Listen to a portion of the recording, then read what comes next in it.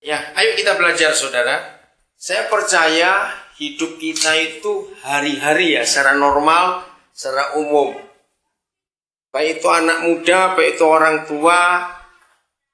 Hidup kita hari-hari itu pasti disibukkan dengan yang namanya masalah. Betul enggak? Kita mau rajin sembahyang, mau rajin kebaktian, mau rajin baca Alkitab, masalah itu akan tetap ada.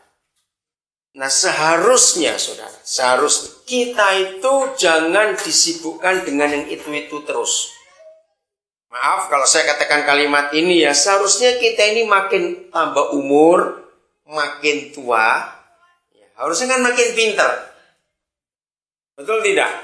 Makin pintar dalam hal apa? Ya dalam urus yang namanya masalah itu. Kenapa begitu? Karena kan sejak kita mulai jadi dewasa, waktu kita dari remaja ke pemuda, itu kan sudah sering punya masalah. Betul? Sampai hari ini pun kita masih punya masalah. Nah, saya tanya dulu gini kepada saudara. Menurut saudara, yang namanya masalah, itu kira-kira sama nggak bentuknya? Yang wujud masalah itu. Sama atau tidak? Sama. Cuma waktunya yang beda-beda, dia datangnya kapan. Betul?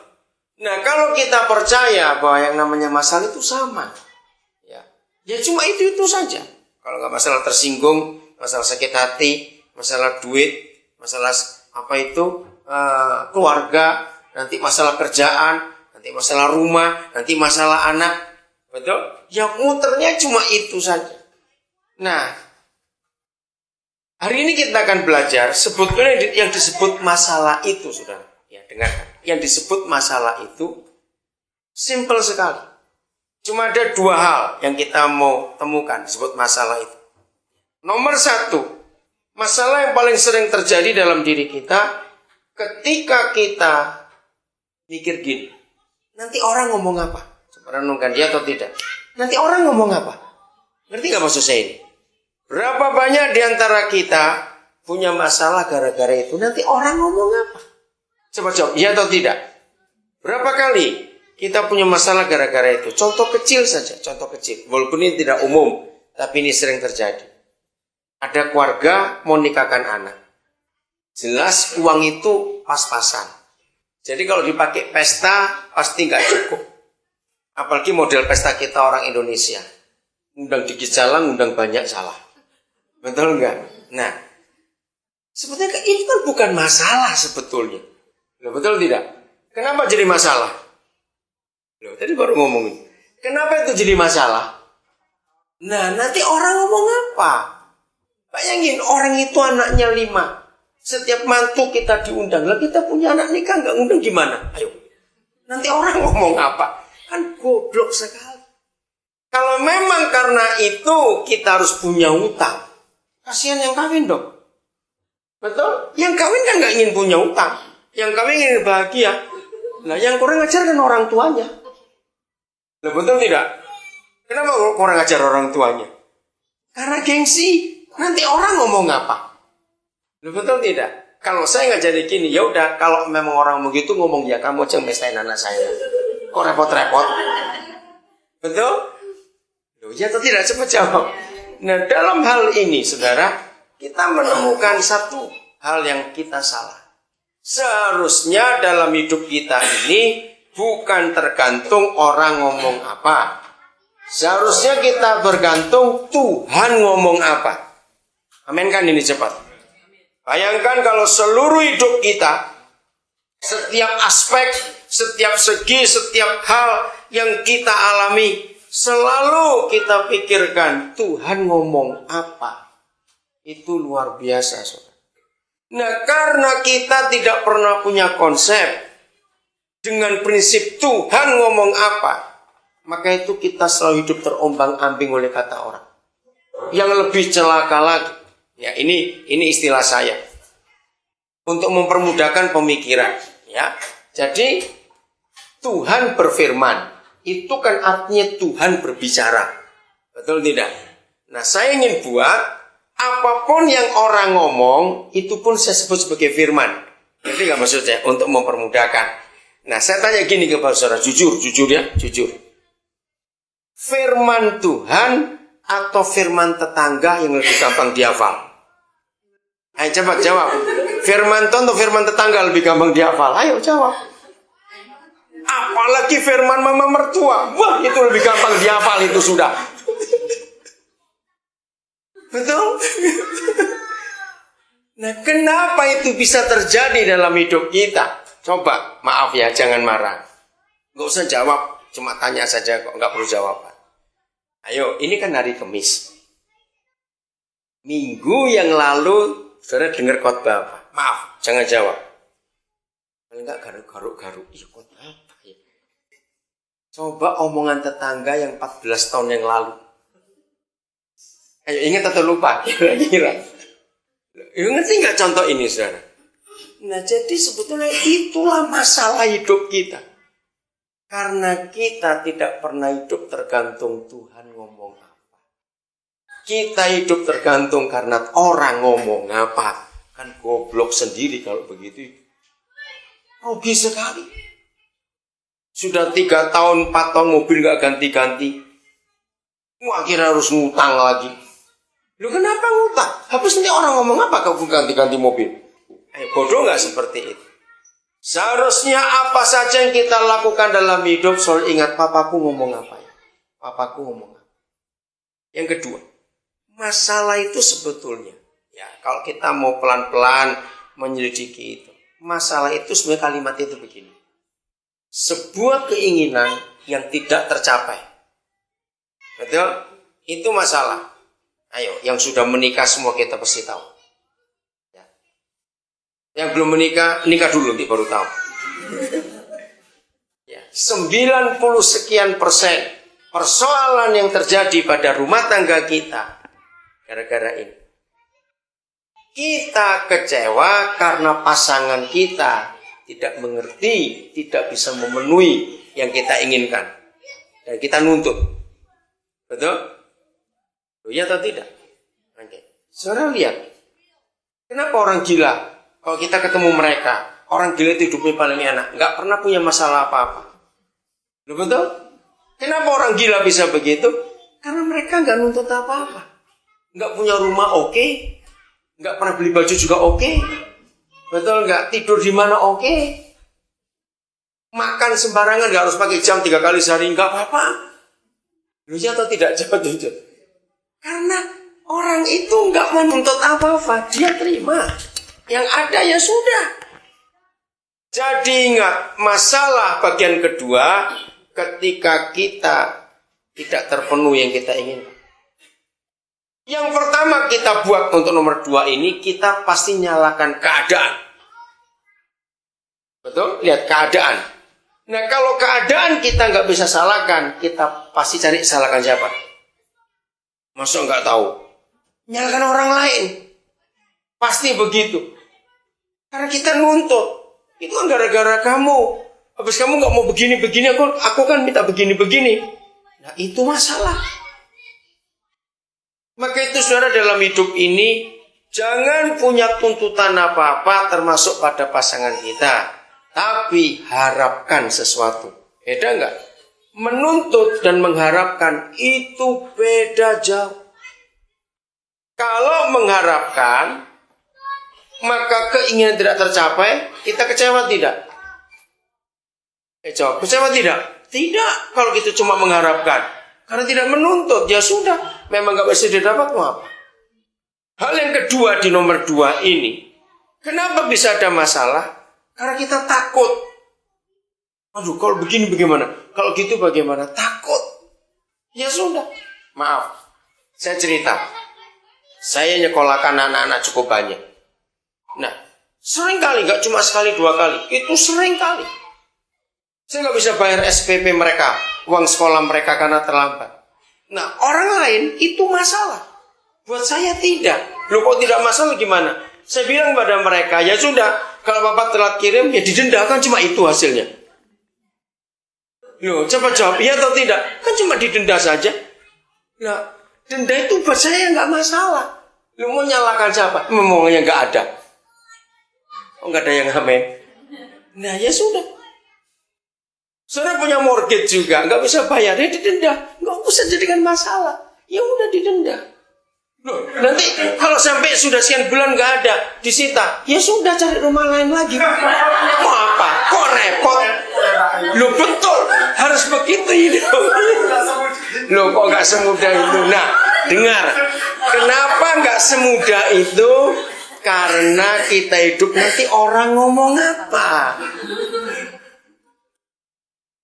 Loh betul tidak? Ya didenda, mau apa lagi?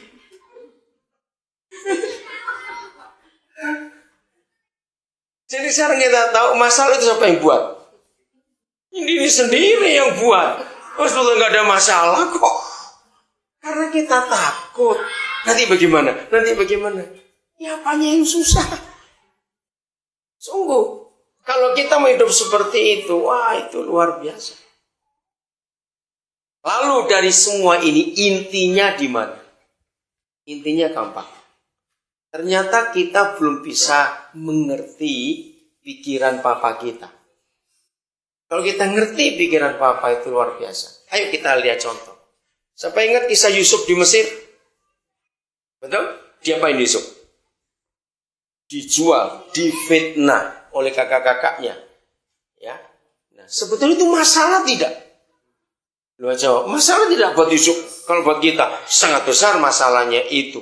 Dari anak emas di rumah, anak kesayangan papanya, hancur hidupnya. Tapi Yusuf enggak jadikan itu masalah. Coba baca dulu satu ayat. Kejadian 45 ayat 8. Kalimat pertama saja. Nah, kita belajar ini, saudara. Kalau kita sering dengar kata mindset, ya cara berpikir kita, itu yang jadi masalah sebetulnya. Jadi kalau punya mortgage nggak bisa bayar, sudah denda, mau apa lagi kok repot ah? Nah, duit bisa dicari, tapi damai sejahtera sukacita itu nggak bisa dicari seenak itu. Jaga, sudah? Silakan dibaca kalimat pertama. Ayo cepat. Ya, baca, Aaron, baca Ron.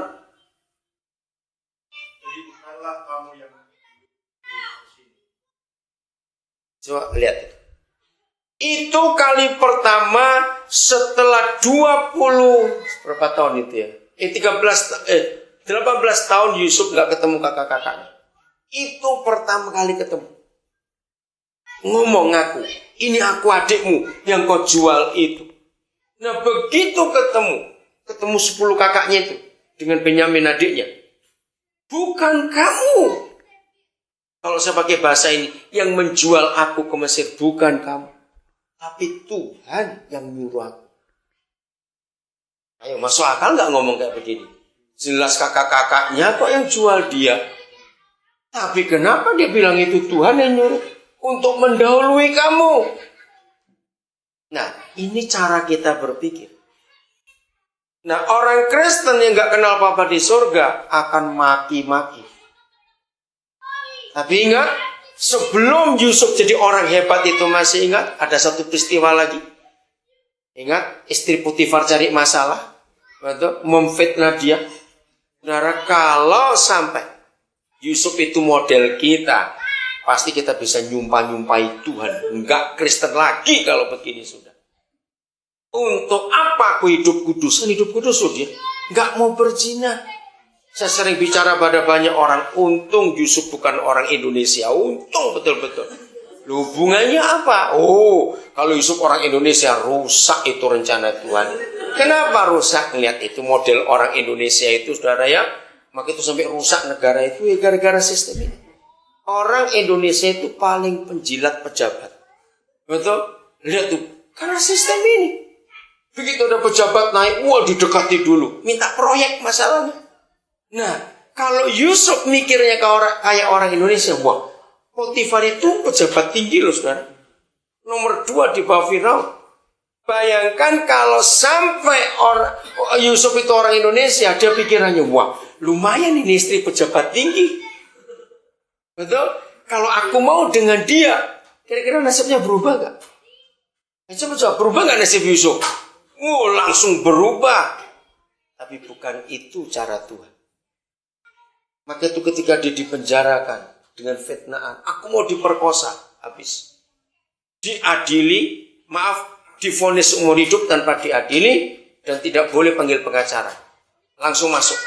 Ayo, secara logika, Yusuf bisa nyumpah istri Potifar itu. Betul nggak? Wah, Yusuf bisa macam-macam. Ternyata dia tidak. Maka itu sampai ketika dia jadi raja, dia ngomong, bukan kamu, tapi itu. Hari ini, siapapun saudara yang hobinya suka nyalakan orang bertobat. Katakan amin. Karena selama saudara suka nyalakan orang, setan akan menang dalam hidup saudara. Suami istri berhenti saling nyalakan. Jangan saling nuntut. Jangan suka bilang, itu kan gara-gara kamu. Dulu aku sudah bilang. Nah, dulu lagi. Sombong betul. Coba kamu nurutin aku dulu. Nggak kejual rumah kita. Terus mau apa? Sudah dijual, cari lagi. Rumah masih banyak kok, bingung. Nah, karena kita tidak mau terima keadaan itu, maka itu masalah. Ngerti sekarang, saudara? Loh, saya tanya kok. Mengerti betul? Jadi jangan goblok lagi. Nanti kalau minggu depan ada masalah, ribut lagi. Harusnya kita sudah tahu bagaimana cara ngatasi itu. Oh sama. Oke, saya sering mengatakan ini kepada banyak orang. Saya betul-betul kagum pada Roh Kudus. Ya. Kalau kita lihat, siapa namamu dek? Siapa? Doni. Dori. Nah kalau dilihat dia hanya Dori yang belum menikah. Semua sudah menikah toh? Sudah nikah semua. Tengok Dori belum. Dori belum toh ya? Oh ya belum. Jangan kecilan dong. Nanti. Oke. Nah ayo kita semua lihat yang kita sudah menikah ini. Ya. Mulai dari Dori umur berapa sekarang? Berapa? Oke Dor. Oke. Jadi Dori belum masuk hitungan. Ayo semua kita yang di atas 30 atau 40, 50, 60. Ibu Samuel paling tua di sini.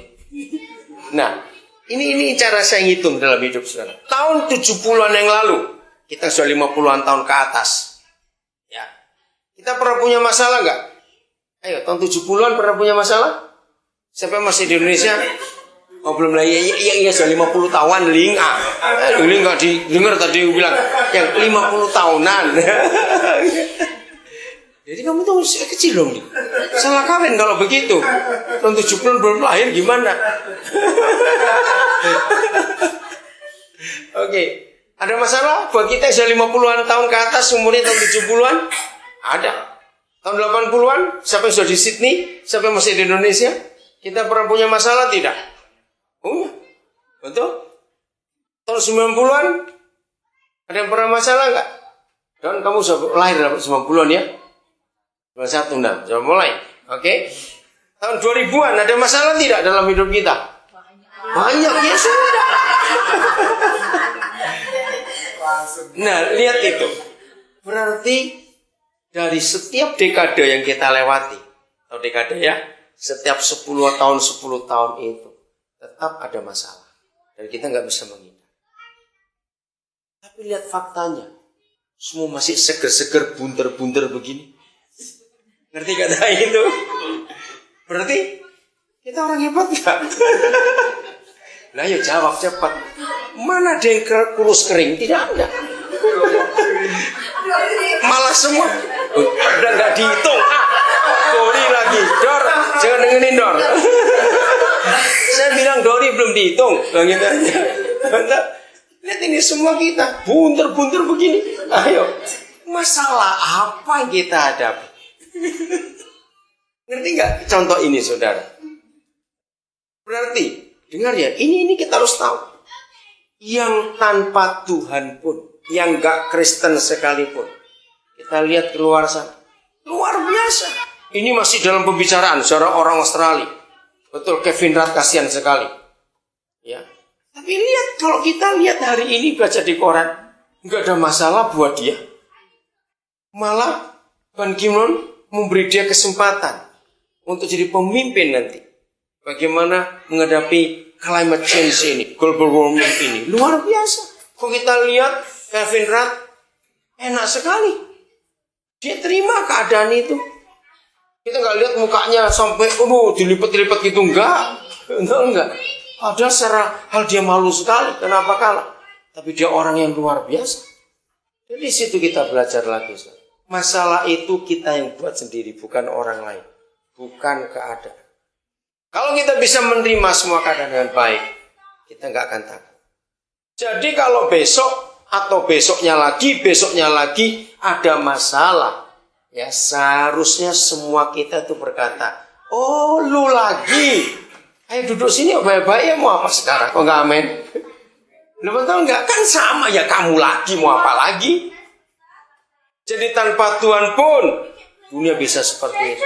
Kalau gitu, apa yang kita harus hadapi? Kita buka sekarang Yesaya pasal 55. Saya suka sekali memperhatikan firman ini.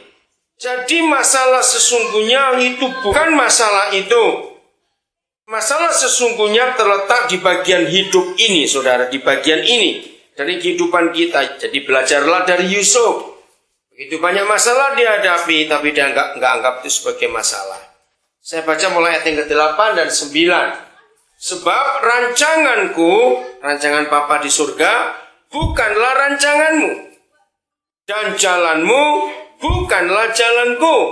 Demikianlah firman Yahweh.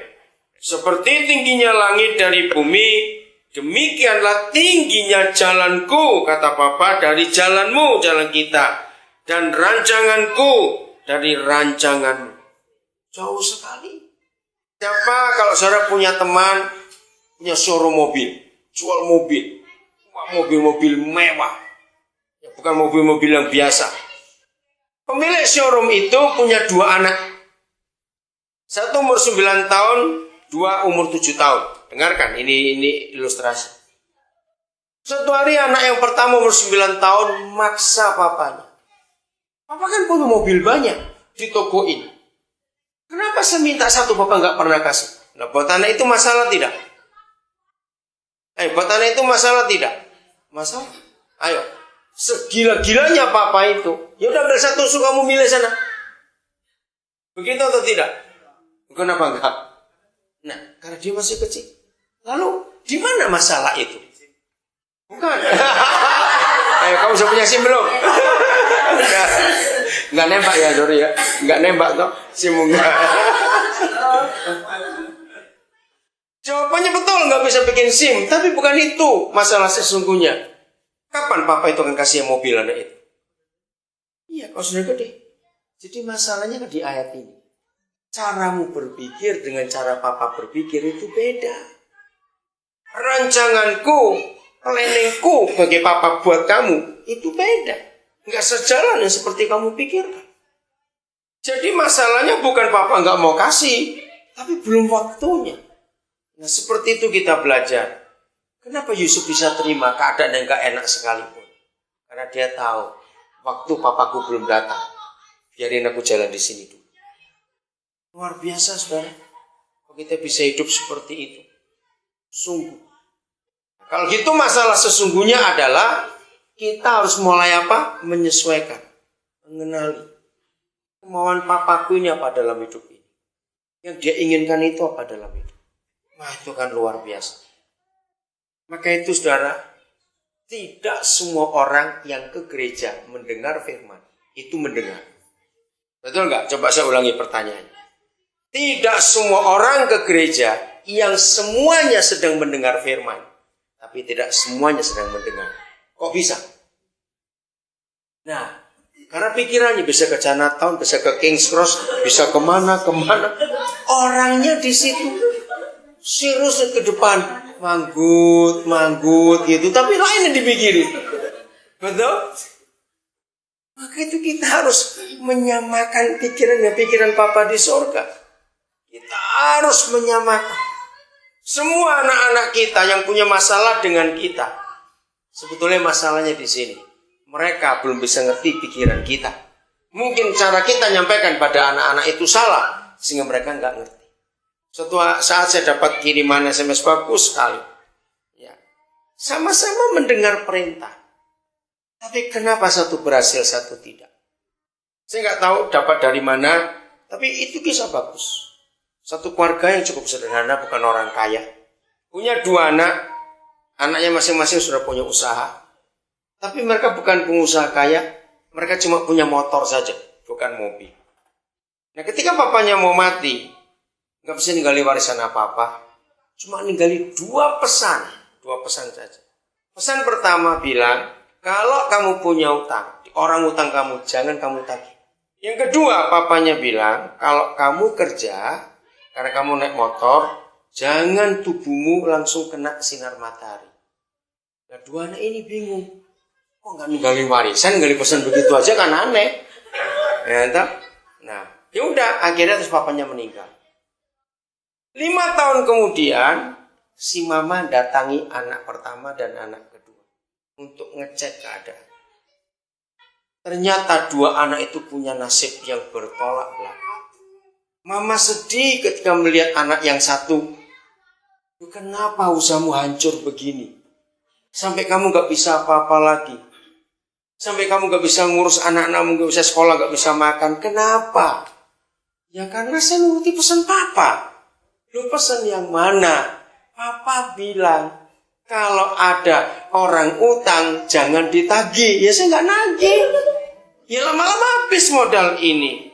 Nah, karena papa pesan juga, supaya saya jangan kena sinar matahari langsung, saya cuma punya motor. Jadi kalau saya kerja, saya naik taksi. Habis sudah. Terus mamanya datang ke anak yang satu lagi. Wah, mamanya kaget. Loh, kok kamu bisa sukses begini? Kenapa? Ya saya nuruti pesan papa. Nah, mamanya mikir, ya tapi kenapa saudara menuruti pesan papa? Hancur, kok kamu rugi? Kok kamu untung? Anak ini cerita. Kan papa bilang, orang utang jangan ditagih. Jadi, ya saya nggak pernah ngutangi orang. Supaya saya nggak ditagih, nggak boleh nagih. Oh, jadi kamu sampai nggak pernah ngutangi orang? Nggak pernah. Maka itu modalnya tambah terus.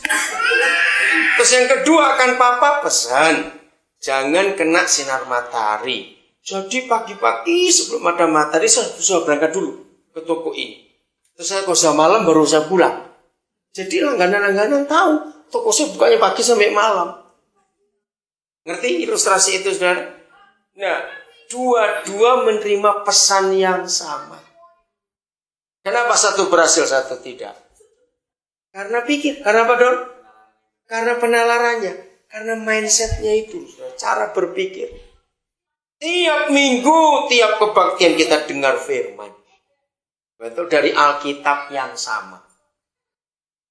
Kenapa ada macam-macam orang Kristen? Nah, itu jawabannya. Bagaimana cara kita menerima penalaran, cara kita berpikir, menggunakan paradigma kita, mindset kita, logika kita dalam mengerti firman itu. Maka itu hari ini, jangan sibuk dengan masalah. Jangan pernah nyalakan orang. Bagian terakhir. Kalau 2 hal yang pertama, saudara nggak kena, tapi tetap punya masalah. Ingat dalam pertama tadi, hidup jangan karena kata orang. Sudah tidak. Yang kedua, aku terima semua keadaan, aku nggak pernah nuntut. Tapi kau tetap punya masalah. Maka ada satu lagi. Mungkin orang itu hidupnya dengan masa lalu. Ngerti maksudnya? Hidupnya dengan masa lalu. Artinya dia nggak terima keadaan yang sekarang. Maka itu hati-hati di antara saudara yang sering dengar saudara ngomong atau orang ngomong, aduh seandainya ya, aduh seandainya. Nah, kalau saudara hidup seperti itu, ada teman seperti itu, berarti dia sedang hidup di masa yang lalu. Seandainya. Itu orang paling capek di dunia, saudara. Ini sudah tahun 2010. Ya enggak? Sudah mau habis lagi bulan Juli. Betul nggak? Mau habis lagi bulan Juli. Tapi orang itu hidupnya masih tahun 88. Loh kok bisa? Karena 88 itu rumahnya kebakar. Pabriknya bangkrut. Jadi seandainya rumahku nggak kebakar, seandainya pabrikku nggak bangkrut, aku nggak akan begini. Jadi orang itu mundur berapa tahun hidupnya? 22 tahun. Bayangin. Jauh sekali. Nah, itu orang yang sangat menakutkan. Kenapa? Karena orang itu nggak eksis sekarang ini. Berarti hantu dong dia. Karena nggak eksis saat ini. Ayo tinggalkan masa lalu. Kita lihat janji Tuhan ke depan. Saudara, seringkali dalam kondisi seperti ini, dosa itu bekerja luar biasa. Coba renung. Kalau kita sudah kecewa dalam hidup ini, Karena keadaan kita tuntut, istri kita tuntut, suami kita tuntut, orang itu kita tuntut, yang lain kita tuntut. Kenapa kamu begitu? Seandainya kamu gak begitu. Karena kita akan rajin jatuh dalam dosa. Tiap pagi bangun, bukan senang, tapi marah-marah terus. Kan kecewa bukan dalam hidup ini. Kalau saudara datang ke psikiater, psikolog, saudara akan tahu. Sederhana, cara mendeteksi stres atau tidak itu nggak usah biaya mahal. Dalam 1 minggu 7 hari itu, kalau 3 harinya kita tiap kali bangun itu sakit semua, males bangun, males ini, jengkel, lah itu mulai stres kalau begitu. Jangan diteruskan untuk minggu depannya lagi. Nah kalau sudah begitu, anak-anak ini jadi korban. Kenapa jadi korbannya? Dia itu dimarahin terus, nggak salah itu anak. Kasihan mereka. Dan saudara kerja, nggak akan jadi berkat. Kerjaan bawaannya marah-marah terus, dosa lagi. Udah di rumah jadi nggak enak. Mulai saudara cari pelacur, cari ini, pornografi dan semuanya. Karena alasan. Betul nggak? Jadi hati-hati saudara dengan dosa kecil ini. Masalah itu bukan masalah kalau kita mau tahu apa kita mau apa dalam hidup. Oke? Efesus 5:17. Silakan dibaca. Jadi supaya kita nggak punya masalah dalam hidup ini yang kita harus tahu. Seperti anak tadi umur 9 tahun. Dia bisa cerita ke tetangganya, ke omnya, ke omanya, ke tantenya, ke temannya. Papaku jahat, mobilnya banyak, minta satu aja nggak boleh. Bisa tuh cerita gitu pada orang-orang lain. Tapi bukan itu masalahnya. Ini dia. Tolong saudara dapat silakan dibaca. Ayo, boleh baca? Ya.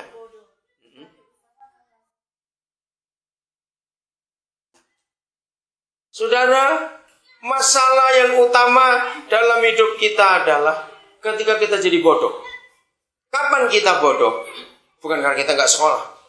Tapi firman ini berkata, kita bodoh ketika kita tidak tahu kehendak Papa kita itu apa. Nah, begitu kita bodoh, kita jatuh dalam dosa, kita jatuh dalam masalah. Kayak anak tadi. Dia nangis setiap hari, ngotot minta mobil ke papanya, walaupun papanya punya, tetap nggak akan dikasih. Betul tidak? Karena dia nggak ngerti kehendak papanya. Dia maksa. Maka itu hari ini saudara, ayo kita sebagai anak-anak Tuhan, anak Papa di surga, kita hidup sungguh-sungguh dalam kebenaran. Amin. Tahu apa yang Papa inginkan atas kehidupan kita. Bagian yang terakhir, kita akan lihat dari Injil Lukas pasal yang ke-11. Ayat yang sederhana seringkali kita tahu ini. Ayat yang ke-11 mulai. Nah ini cara kita mengenali hati Papa kita di surga. Bapak manakah di antara kamu jika anaknya minta ikan